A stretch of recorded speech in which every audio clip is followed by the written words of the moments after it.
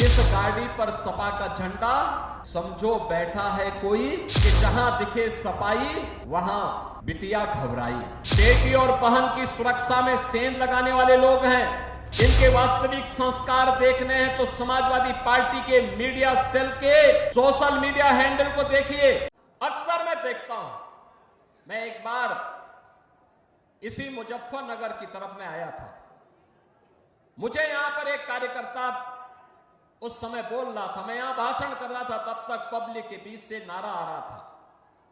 वो कह रहा था कि 12 से 17 के बीच में एक नारा चलता था और वो नारा होता था, जिस गाड़ी पर सपा का झंडा समझो बैठा है कोई। और बहनों और भाइयों, आज मैं कह सकता हूं कि जहां दिखे सपाई वहां बिटिया घबराई। आपने देखा होगा उनके कारनामों को। अयोध्या में नजारा आपने देखा होगा, कन्नौज में देखा होगा। ये नया ब्रांड है समाजवादी पार्टी का, ये नया ब्रांड है इनका। इनको लोग लाज नहीं, ये आस्था के साथ खिलवाड़ करने वाले लोग हैं। बेटी और बहन की सुरक्षा में सेंध लगाने वाले लोग हैं। इनके वास्तविक संस्कार देखने हैं तो समाजवादी पार्टी के मीडिया सेल के सोशल मीडिया हैंडल को देखिए। कितनी घटिया स्तर की बातों को ये लोग करते हैं। ये समाजवादी पार्टी के वास्तविक चरित्र को दिखाता है। और बहनों और भाइयों, मैं आप सबको इस बात के लिए आज कहने के लिए आया हूं, एक डबल इंजन की सरकार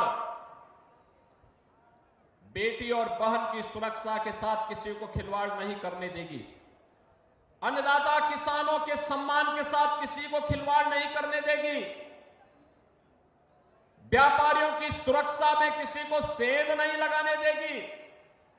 और युवाओं की नौकरी और रोजगार में भी किसी को किसी प्रकार से खिलवाड़ नहीं करने देगी। और अभी तो मुजफ्फरनगर की नई खबर आने वाली है। 60,000 से अधिक पुलिस भर्ती के परिणाम आने वाले हैं। और याद रखना, खेलते यहां के नौजवान हैं। अपने योग्यता के बल पर जो पहले उपेक्षित हो जाते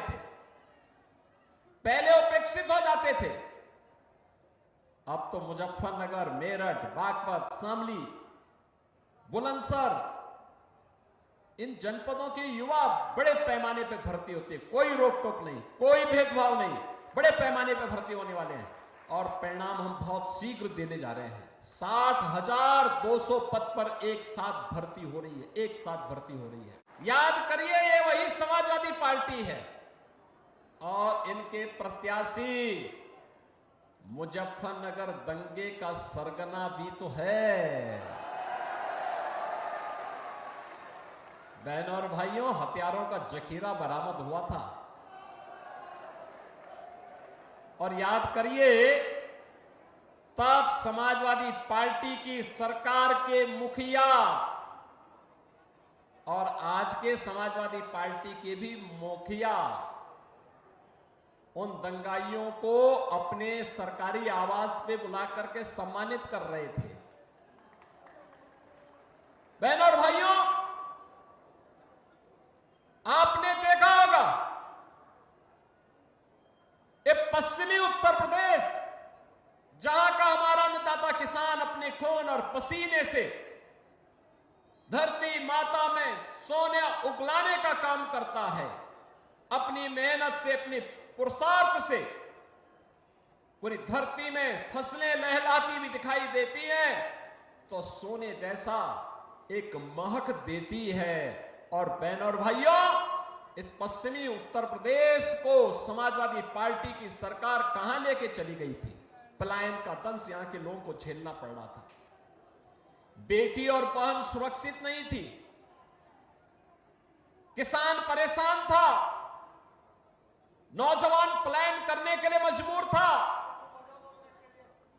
व्यापारी अपना व्यापार समेट करके उत्तर प्रदेश छोड़ने के लिए मजबूर था और समाजवादी पार्टी समाज को बांट करके सत्ता संचालन करने के लिए तब भी पूरी ताकत लगा रही थी। सब्सक्राइब करें साम टीवी, क्योंकि हम आ गए हैं अब आपके बीच, दिखाएंगे सत्ता के वादों और अपराधियों के एक एक कारनामे की हकीकत। और हाँ, अगर आपके पास भी हो कोई ऐसी खबर तो कमेंट करके हमें बताएं, क्योंकि बिना डर और दबाव के हम दिखाते हैं हर एक खबर डंके की चोट पर।